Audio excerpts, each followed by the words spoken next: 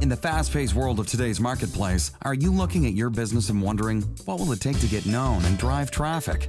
This is Your Business Matters Show, the place where your host, Kevin Yoon, shines the spotlight on industry leaders to discover the power of business matters, to share the insight that can positively impact your bottom line. Success is not about knowing your business matters. It is what you're doing with what you know. Turn up the sound and get ready for Your Business Matters Show. Here's your host, Kevin Yoon.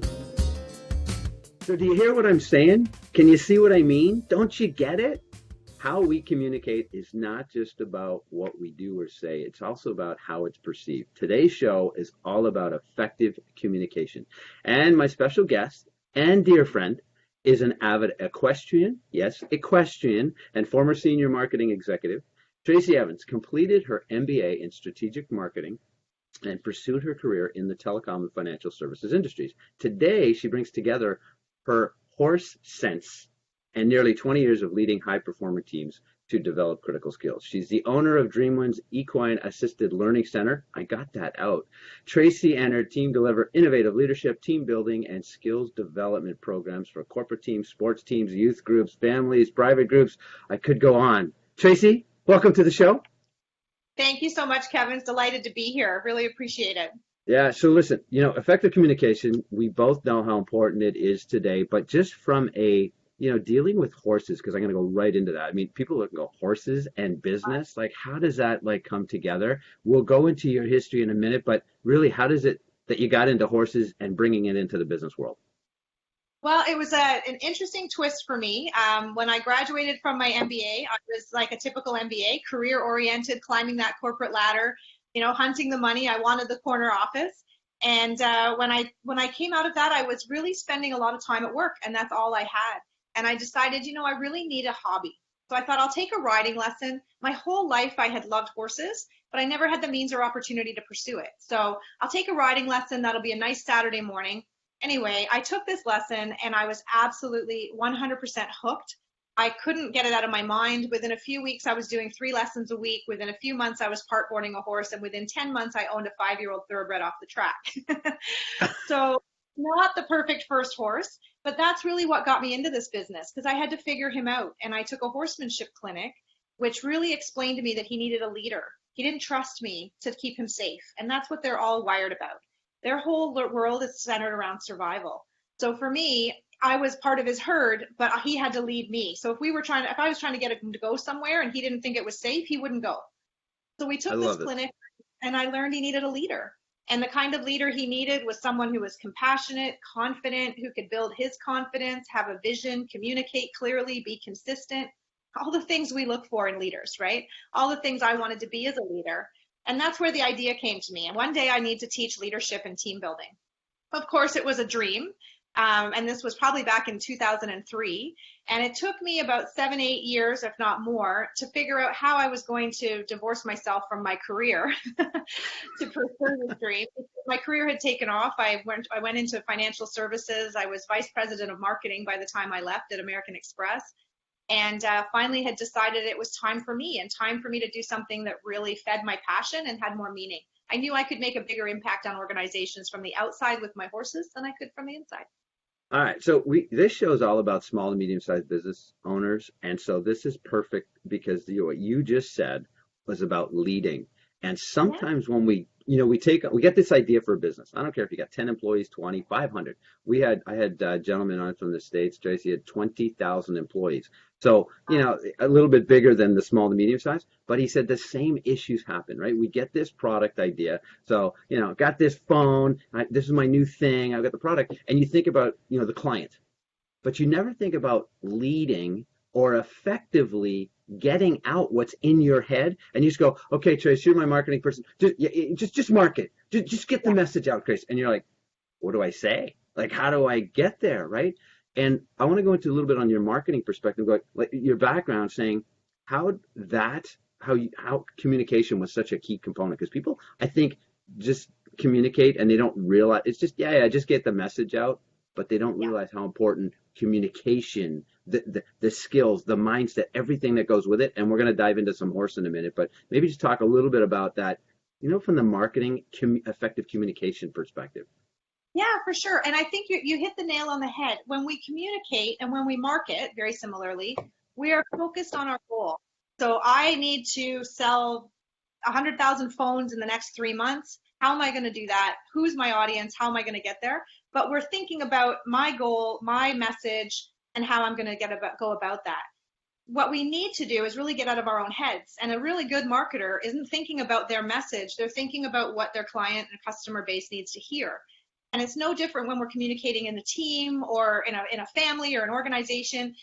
When we can get out of our own heads and away from our personal agenda and task-oriented communication style and really think about what does that other person need to activate, to accomplish the goals and to really support my overall goals and the team's goals, we have to think from their perspective. We have to look outside, not inside. Yeah. Now, equine assisted learning is very much about being able to bring out who we are as human beings with this horse. I mean, this is like, almost Jimmy was 2,000 pounds. So I happen to be, for those listening, I happen to be at Dreamwinds where Tracey had her vision come to life and saw this massive Clydesdale and went, oh my God, his feet are the size of my, 2 feet together, my hands, and it was like, holy crap, look at the size of this thing. And it can be intimidating, right? But isn't that what communication is? It really goes inside. And I think this is where we leave out a lot of different things. Maybe just talk a little bit about like what started transforming for you when you started realizing that a communication is more than just, okay, I'm going to say this. Here's my whiteboard. Do you see my marker? And I'm going to use different colors, right? There's more to it, really, exactly. When you get around it. Absolutely. And what's been really interesting, because we've been at this now almost 7 years, and time and again, and our programs have really evolved more to spend time at the beginning on communication, regardless of the team. Like it really does, it consistently comes down to that as a baseline. If you don't have that solid communication and a real understanding of who's on your team and what they need, it affects everything else. But the cool thing is, as you say, the horses can be quite intimidating. We do have a lot of fear in the room because I have corporate teams who are coming who've been told to be there, and most have not touched a horse, and a handful never wanted to. So we have to get them over that fear. But even for those who are not fearful, they're going out of their comfort zone. Even if they've worked with horses before, they've never done this. And so it gets people to be very authentic. And the horses know as well. They demand that honesty, and they're always feeding back. They're prey animals and herd animals, so they're really sensitive to who's around them and who's working with them. But from a communication perspective, if we don't consider what the horse needs, we don't get cooperation, trust, respect, action. And let's be clear, right? Hold on, let's be clear on this, Trace. It's not people riding the horses. So if you're thinking for a moment, if you're listening going, oh, okay, I don't like riding a horse. It's not riding the horse. No, not at all. No, you're actually working hand in hand with the horse on the ground, which creates a much stronger connection and a requirement to get that cooperation from the horse. There's no making a horse do anything. But they make you look outside of yourself.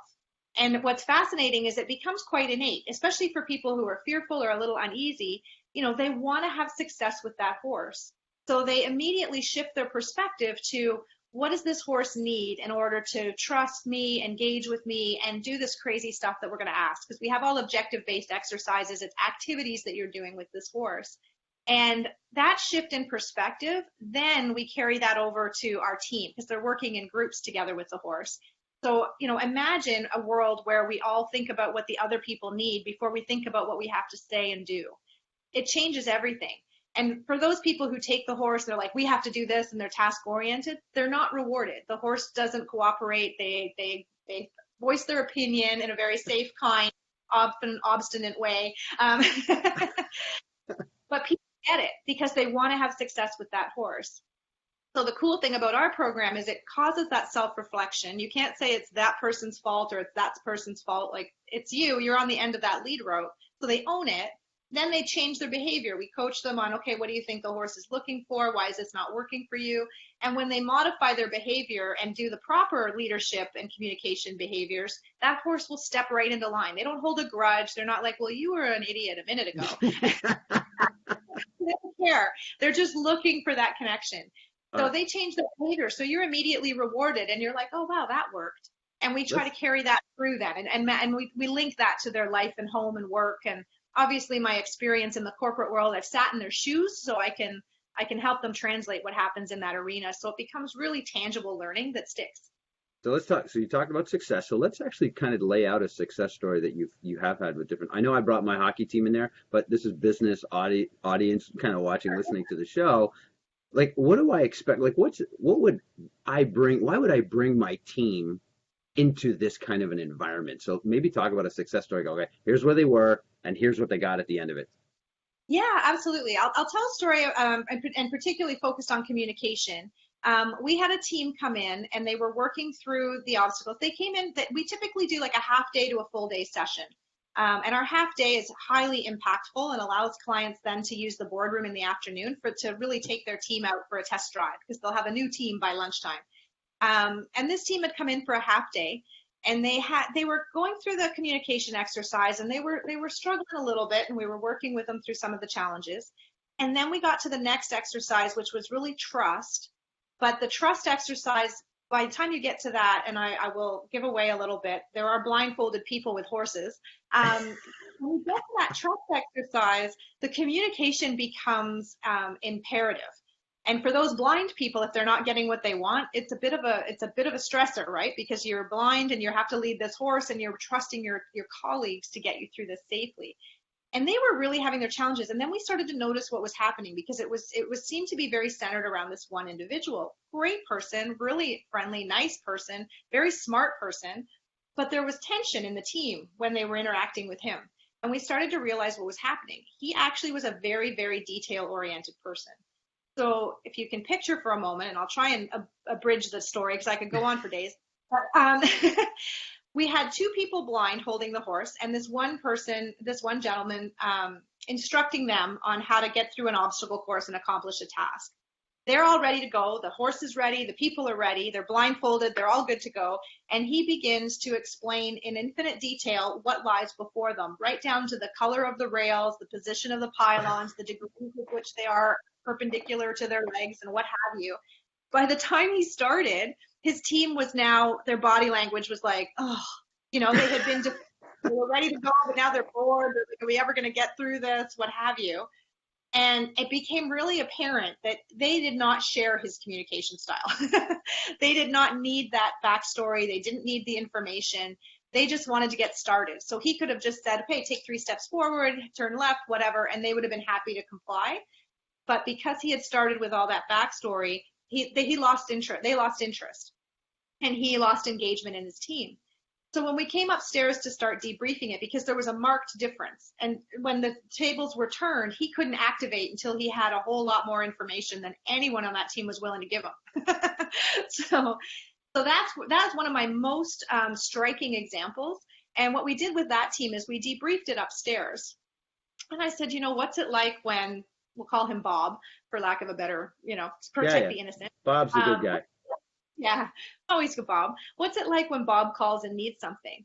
And I figured, a few people would be like, oh, it's really challenging. The entire team went, oh, and like it was emphatic. Body language. Right. And so here I was, poor Bob's under the bus. I've got to save Bob now. And I said to him, don't worry, Bob, because now it's your turn. What's it like when you get a request from anyone on the team? And he's like, I never get enough information. I don't know what's happened before, why we're doing it, who's going to be impacted, what have we tried, how can we do it differently? Like, he has no idea. And so he can't start. And conversely, when they were asked what's it like, they're like, oh my God, he goes on for hours. It's like a 4-minute, it's a 4-minute request with a 20-minute conversation, because he has to provide all that information. So we got down to a little bit of a tactical level with that team so that they could meet in the middle. But the aha moment for them was just understanding Bob's not a jerk. Bob needs this information. Bob's just different. And you're going to come across Bobs as you go through your life. And it just happens to be that Bob is wickedly outnumbered in this team, but still brings a ton of value. Like, he's a great employee. He does, like, he's a big contributor.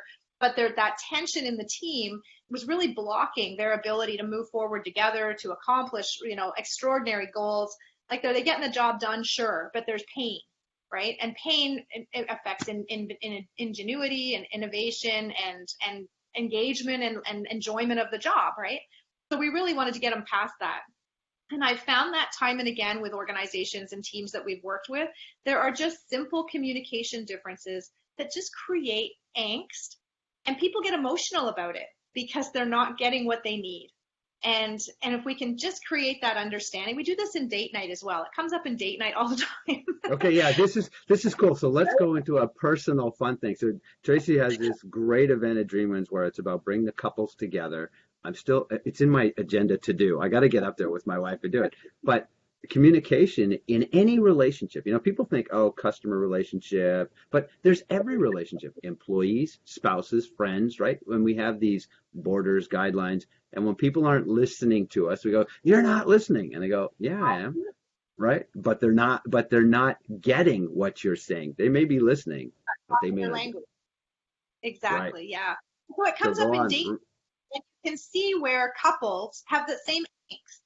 Where it's like, how many times do I have to repeat myself, right? You've never said that? That was my mom to my dad. Yeah, right? Or you're not listening is another great one. Or you never hear me.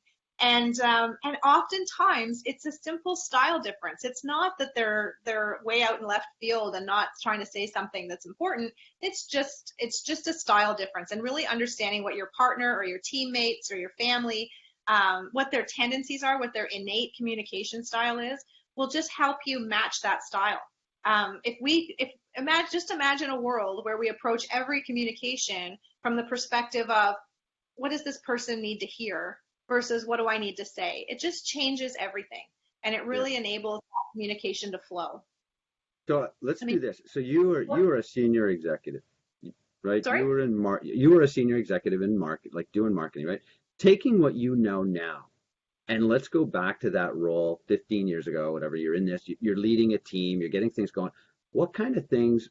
What would be going on in your world where you'd go, yeah, this Dreamwinds concept I need to bring to my team? Like, what kind of struggles? So maybe people can go, oh, how does that relate to me? What can I do? Absolutely. When I think back, the communication piece was huge. I wish I had had this insight back then, because I really didn't. It's really become much more apparent to me over 7 years of doing these, 7 years of doing these programs, because I see it repeatedly in organizations of all walks of life, all different service industries. Or product, right, Trace? Doesn't matter. And personal and hockey teams, right? It all came down to communication, because how are you going to connect as a team? Mm-hmm. And where that becomes a real challenge in an organization in particular is when you're in different departments, because they have a different culture as well, possibly. So how they relate to each other, how they relate to others, how they let others in. A lot of times we become very egocentric in our own departmental culture. And being able to connect outside of your department is really critical. So we'll hear organizations, to the classic, we are in silos. How do we break down those silos? The other piece that we see, leadership challenges, where the leadership qualities that you really want in a leader are not coming through. Or worse, leadership qualities are not shining throughout the team, because we don't just teach a leader of a team how to lead. We teach the entire team how to bring their leadership to the fore when it's appropriate, and how to step into their leadership confidence and style throughout their teamwork. Because we want leaders everywhere. One person can't guide the whole ship all the time. We want teams to be we want individuals to step up as leaders throughout their career, throughout the projects and what have you. So I think one of our biggest pieces for our programs and what makes us different is we do create that self-reflection, which doesn't happen when you're sitting in a room being told what your leadership style should be, because you can sit there and say, thou shalt. That, right? Exactly. They actually experience it, they feel it, and they see what happens when they fix it. And it makes a huge difference. We create aha moments within the team where they start to understand where those disconnects are being created. And oftentimes, as I said, it keeps coming back to that communication style and just respect and awareness of the differences that we all have. And then we also create relationships. So we are putting people in a vulnerable position because they're working with large horses. There are people with fear on the team that have to overcome that fear. And they do. I should tell you, we have 100% survival rate. everybody touches the horse, everybody leads the horse, and everybody even gets blindfolded by the second exercise. We've used that first exercise to get people well over their fears so they can understand, how these horses can deliver that learning. and be really comfortable and confident with them, which those are even bigger breakthroughs. Like when you have someone who conquers a fear, they are unstoppable when they leave our arena in so many other areas of life. But the big piece being, we create those bonds because they've come through this program, faced fears, connected on a different level, supported each other through those challenges. And, some of our biggest wins have been working with cross-functional teams who walk into our arena and don't know each other at all. They've been assigned this project, which how many people just love cross-functional teamwork? Oh, yeah. You're going to do this now as part of your job. So they come into our boardroom in the morning. It's a very quiet boardroom. I introduce the program. I get them all started. We go down into the arena. We do one exercise and we come back up, and I cannot, it's a challenge to silence the room to carry on because they have already been wowed and connected. But as we go through those trust exercises, and then we do like real team exercises where they have to work together, they are so connected and so committed to one another. By the time lunch rolls around, we have transformed a team in 3 hours, and it works every single time. And that's what is like my biggest pride in this program, is just seeing how we take strangers and make them not only team members, but committed team members with personal relationships. And I just wrote an article on LinkedIn about it because I think we're afraid to talk about that soft stuff. We're afraid to talk about personal, emotional connection at work. It's all about the business. And that's this is skeleton. I'm going to cut you off here just a second. We have that skeleton in the closet. I don't want to tell my boss because then they're going to look at me and think, oh, I'm like maybe less of a good employee. How do you have to deal with some of that stuff? Like when you get in there, if you have a senior leader with, let's say, that's subordinates under them, and you go, how am I going to deliver? He's the boss or she's the boss, and I got to listen anyway. Do you have to deal with that? But that's the cool part, is my horses level the playing field. They don't care if you're the janitor or the CEO. So just because you're the boss doesn't mean you're going to be any better at these exercises. Like it's those people, the people who have that ability to look outside themselves, to connect with the horse, to think about what others need and what the horse needs, they're the winners. And a lot of times, even our most senior leaders are the ones who are coming in with innate fear that they haven't even acknowledged yet. And some people come in the room and don't think they're afraid of horses until they see them and realize how large they are. And then that fear comes up for them. So it's a very level playing field once you get into my arena, for sure. Yeah, so let's talk a little bit about the horse aspect of it, because I want to dive into it because I think people don't realize what an actual horse does for the group. Sure. Because, why a horse? Why not a dog? Why not, a cow? Why not a cat? So go into a little bit about the horse, because I think people will start understanding the power about the program because of who their new teammate is. And I say teammate, fine, right? Yeah. So the biggest differentiator on why horses instead of, dogs and things like that is they're prey animals. So I always joke they're one step above grass on the food chain. So they've got to be really concerned about what's going on around them because they are food. So their entire life is centered around survival. And they do that in two ways. As a prey animal, they're very, very intuitive and very sensitive to their environment. So they're constantly surveying. And anything that approaches them, whether it's us as a teammate or a person in my arena or a dog on the street or a plastic bag coming through the paddock, they're evaluating that to say, is it a threat or is it a calm, trustworthy approach? And they're flight animals, so they're geared to leave. If it looks threatening, they're going to leave. So for us to have them be able to work with us in the arena and give us that trust is a big piece of it. But they don't work for everybody. So they're looking for that. They demand leadership. And that's where the herd dynamics come in. In the herd, they have a pretty set hierarchy. There is a leader, and they look for that leader. As I mentioned with my first horse, Oliver, he didn't see me as his leader, so he was making the decisions. And that's what happens in our arena. So I always tell my clients when we're doing our initial briefing, I said, your first question that their horse is going to ask you is, are you the leader or am I the leader? And how you answer that question is going to shape the next hour or so because you want to be able to establish that leadership. The cool thing is we can speak the horse's language to do that. And we teach them how to get the results from the horse and the leadership qualities that they need to display in order to do that, which they can then apply in life, home, work, etc. But that herd dynamic, they look at us as part of their herd. And they will determine where they are in the hierarchy as they work with us. And that's how we know how effective our leadership and communication is. Cool. So you're a business owner yourself. Yes, I didn't mean to cut you off, but you're a business owner yourself. What has this done for you leading your team?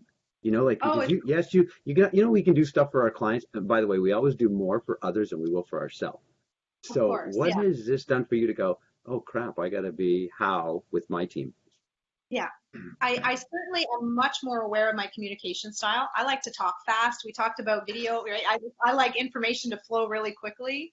So I do have to be mindful of how quickly I talk. And sometimes I may have blown through this podcast. I'm not sure. But I like to be really mindful of just what my message is, but how I'm delivering it becomes a much more of an awareness, and also being much more aware of how my team is responding. So you become quite a social scientist doing this kind of work, but you also become much more aware of other people's body language. Body language is huge, and it's really something it's becoming a bit of a lost art with text and email. But it's big. It's 90%, 98% of what communication entails when we're in person. So it's being able to really read your audience and see how your message is being received, see how your team is responding to your leadership, and being really self-aware. Has it made me a perfect leader? No. I screw up. I make mistakes. I misstep. I say things that I reflect on later and think, oh, that could have been taken differently. But I think what the big learning for me is, I actually reflect. So it has made me much more aware of myself, and it has allowed me to screw up and then be able to go back and say, you might have taken that not how I intended it. It probably didn't come out the way I intended it. So if there was any misunderstanding, anything like that, I can always correct it because I've looked back, and hopefully I'm getting better and better at that. And, again, there's no perfection in life. But that's probably the biggest learnings I'm taking away from it, because as I said, throughout every exercise that we do and every group that we see, if that communication piece is broken, everything's broken. Right. So as the owner, as the founder of Dreamlands and kind of the owner of that company, what are some of the things that we can leave, let's say, people listening right now going, okay, I don't have a horse right in my room. What are some of the things that you've done as some cool, maybe leave takeaways for someone who's listening right now? Yeah, I would say, the biggest thing, particularly around communication and connecting with others, number one, get out of your own head. Like, yes, you have a task. Yes, you have a goal. Yes, you have something that needs to get done. Yes, I want my husband to empty the dishwasher. Yes, I want my kids to make their beds. Yes, I want my team to reach for their goals.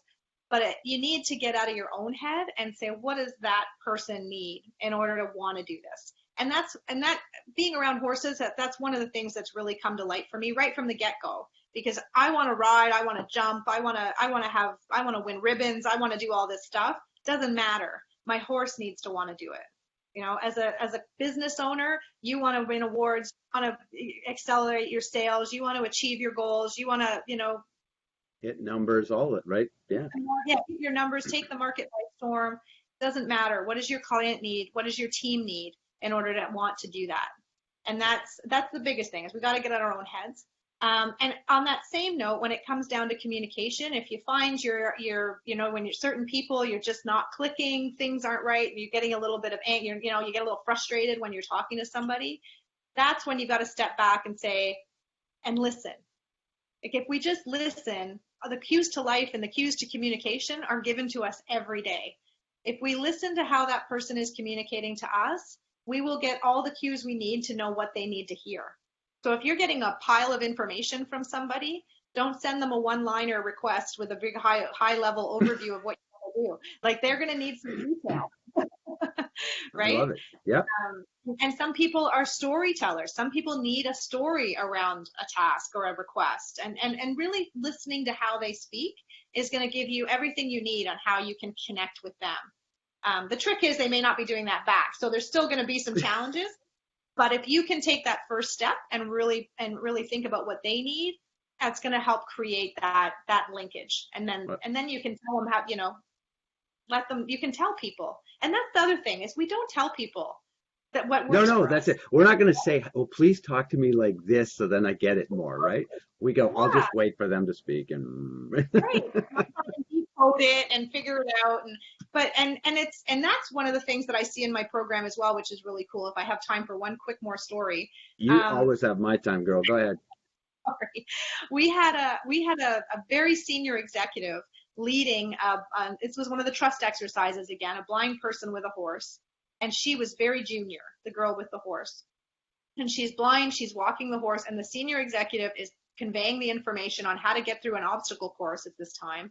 And finally, the girl's tripping over stuff and things aren't going great for her. And she's not saying a thing, right? She's being very quiet and she's just trying to listen and figure it out. And finally she stopped and she's like, I'm not getting what I need. And she blurted it out. And then she took her blindfold off and she's like, I'm sorry. Because of course it's her senior executive. I don't even work directly with this woman. She just idolizes her or really has a lot of respect for her.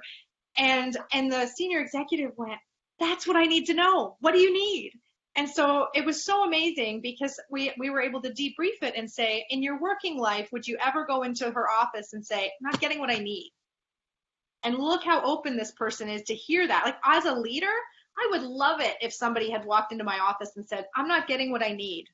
Like, I need more information. I need to be connected with this person. I need to know a little bit further down the plan. Like, I need to know more about the goal. I need to know more about the plan. I need to know what that department's doing. Nobody ever does. They just take what you give them because you're the leader and they run.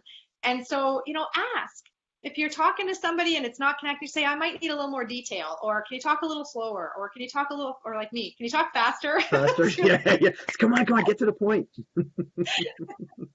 I love it. So let's do this. So everybody listening in and saying, I want to know more about this kind of maybe training for my team. Whereabouts are you? How do they find out about you? Talk more about Dreamwinds.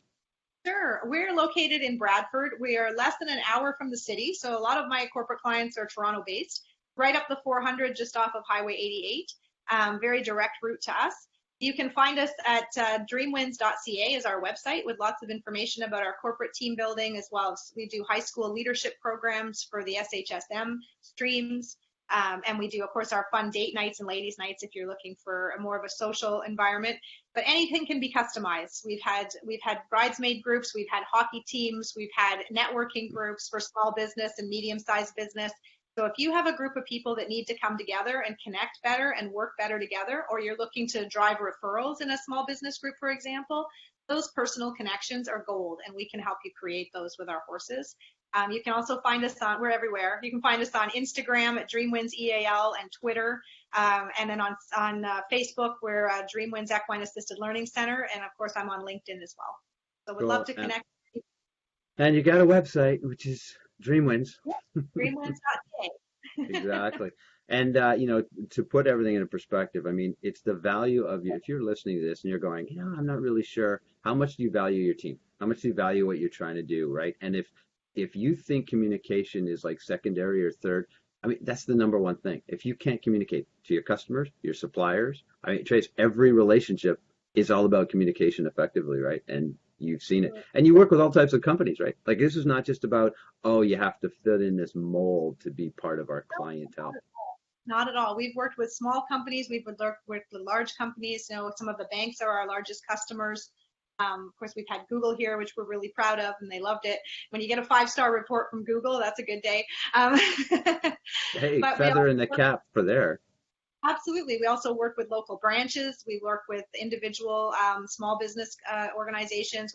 Typically, we do 10 or more people in our group settings.